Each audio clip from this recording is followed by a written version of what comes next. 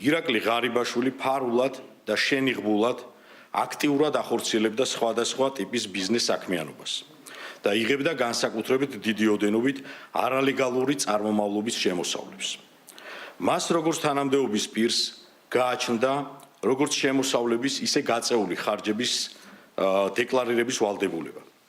ზემოაღნიშნული უკანონო შემოსავლების ლეგალიზაციის მიზნით თანამდებობის პირის ქონებრივი მდგომარეობის შესახებ წარდგენილ დეკლარაციებში უთითებდა ყალბმონაცემებს, რომ თითქოს ოჯახის წევრისგან ყოველწლიურად საჩუქრად იღებდა დიდი ოდენობით თანხებს. აღნიშნული გზით წარმომავლობა ხელოვნურად შეექმნა მის მიერ კერძო ბიზნესში არალეგალურად მონაწილეობის შედეგად მიღებულ განსაკუთრებით დიდი ოდენობით თანხის ნაწილს 830.000 ლარს, რაც მოექცა ლეგალურ ბრუნვაში.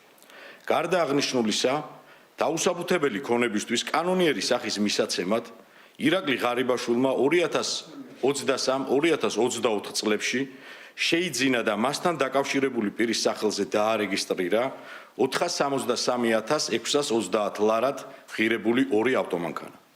ასევე ოჯახის წევრის მეშვეობით 210.000 ლარად შეიძინა ერთ-ერთი კომპანიის 100%-იანი წილი, რომელსაც გააჩნდა უძრავი ქონება. პარალელურად მისი ოჯახის წევრის სახელზე რეგისტრირებულ შპს-ში ინვესტირებული იქნა ჯამში 3.670.172 ლარი.